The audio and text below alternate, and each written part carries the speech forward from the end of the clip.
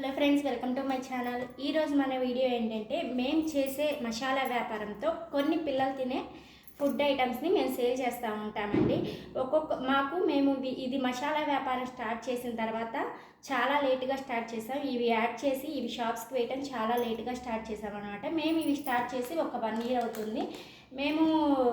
మాకైతే ఇవి డైలీ వచ్చేసరికి ఎక్కువ ఏమీ పోవండి, ఎందుకంటే మేము స్టార్టింగ్ నుంచి మసాలా అట్లా అయ్యే కాబట్టి ప్రస్తుతానికి ఇవైతే మాకు చాలా తక్కువ అనేవి పోతాయి. అలాగే మాకు వీటి మీద ఎంత లాభం వస్తుంది, మాకు డైలీ ఇవి ఎంత సేల్ అవుతాయో మీకు ఈ వీడియోలో క్లియర్గా ఎక్స్ప్లెయిన్ చేస్తానండి. ఈలోపు ఎవరైతే మన ఛానల్ని సబ్స్క్రైబ్ చేయలేదో సబ్స్క్రైబ్ చేయండి. అలాగే వీడియోని స్కిప్ చేయకుండా ఎండ్ వరకు చూడండి అండి. మాకు అసలు వీటి మీద ఎంత లాభం వస్తుంది, ఒక్కొక్క ప్యాకెట్ మీద మాకు ఎంత లాభం వస్తుందో మీకు క్లియర్గా అర్థమవుతుంది అనమాట. ఇప్పుడు మనం వీడియోలోకి వెళ్ళిపోదాం. మాకు డైలీ వచ్చేసరికి ఈ ఫుడ్ ఐటమ్స్ మీద మాకు డైలీ వచ్చేసరికి ఒక 1000 రూపాయలు అనేది సేల్ అనేది ఉండిద్దండి. ఒకరోజు 1000 రూపాయలు ఉండొచ్చు, ఒకరోజు 700 అలా ఉండొచ్చు అనమాట. ఎందుకంటే 1000 రూపాయలు 800 అనేది ఒక్కొక్క రోజు మేము ఇది చాలా లేట్గా స్టార్ట్ చేసాం అనమాట. మాకు ఈ ఫుడ్ ఐటమ్స్ గురించి సేల్ చేయాలన్న ఆలోచన స్టార్టింగ్లో రాలేదు. కాకపోతే ఏంటంటే తర్వాత అందరూ సేల్ చేయంగా చూసి మేము మొదలు పెట్టామన్నమాట. వీటి మీద వచ్చేసరికి మాకు డైలీ ఒక 100 రూపాయలు అలా వస్తుందన్నమాట. అంతకు మించి రాదండి.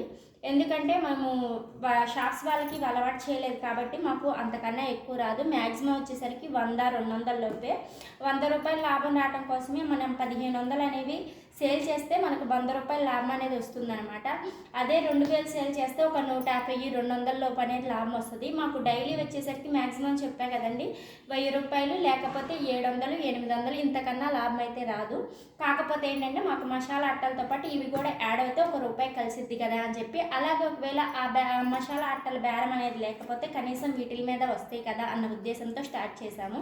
మాకు ఒక్కొక్క ఐటమ్ మీద వీటిల్లో వచ్చేసరికి ఇప్పుడు ఈ చాక్లెట్ డబ్బా ఉందండి. ఇది మనకి షాపుల వాళ్ళు మాకు ఇచ్చేది 60 రూపాయలు ఇస్తే మేము 5 రూపీస్ ఎక్స్ట్రా వేసి సేల్ చేసుకుంటాము.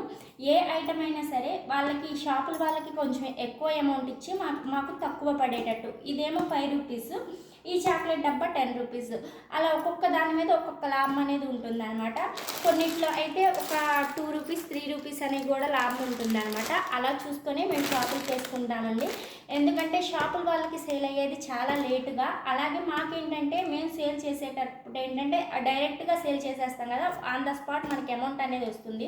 ఒక 5 రూపాయలు వచ్చినా 10 రూపాయలు వచ్చినా ఆఖరికి 2 రూపాయలు వచ్చినా మనకి ఎట్ ద టైం ఒకేసారి అమౌంట్ అనేది వస్తుంది. కాబట్టి మనం ఏంటంటే ఈజీగా వాళ్ళకి ఎక్కువ అమౌంట్ ఇచ్చేసేయాలన్నమాట. ఎందుకంటే వాళ్ళకి చాలా స్లోగా షాప్లో వచ్చేసరికి ఒక్కొక్క ఐటమ్, ఈ చాక్లెట్ చూసుకుంటే ఒక్కొక్క షాప్లో ఒక 10 రోజులు పోయిద్ది, లేకపోతే ఒక వారం రోజుల్లో పోయిద్ది కదా. అందుకని వాళ్ళకి ఎక్కువ లాభం వచ్చేటట్టు ఇవ్వాలి.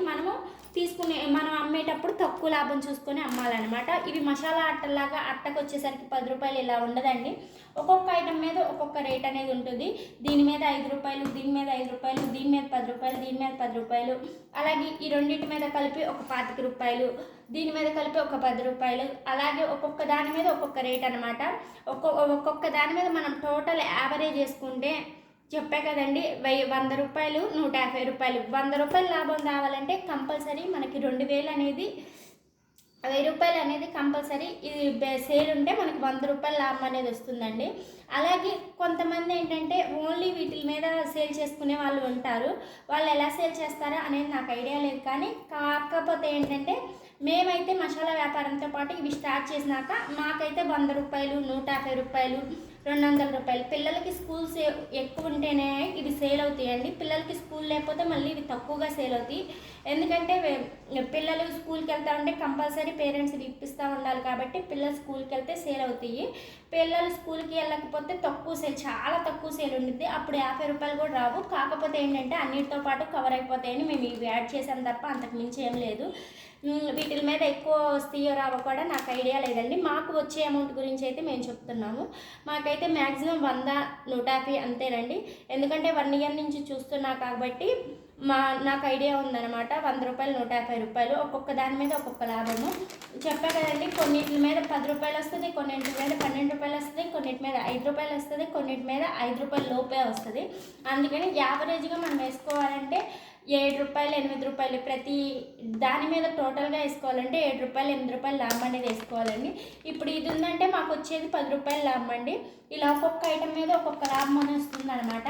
కొన్నిసార్లు ఏంటంటే షాపుల వాళ్ళు ఇంకా తగ్గించి అడుగుతారు. అప్పుడైతే మనకి ఈ ఐటెం అనేది పోవాలి కాబట్టి ఇంకా మనం తగ్గించి ఇస్తే మనకి ఇంకా తక్కువ అమౌంట్ అనేది లాభం వస్తుంది అనమాట.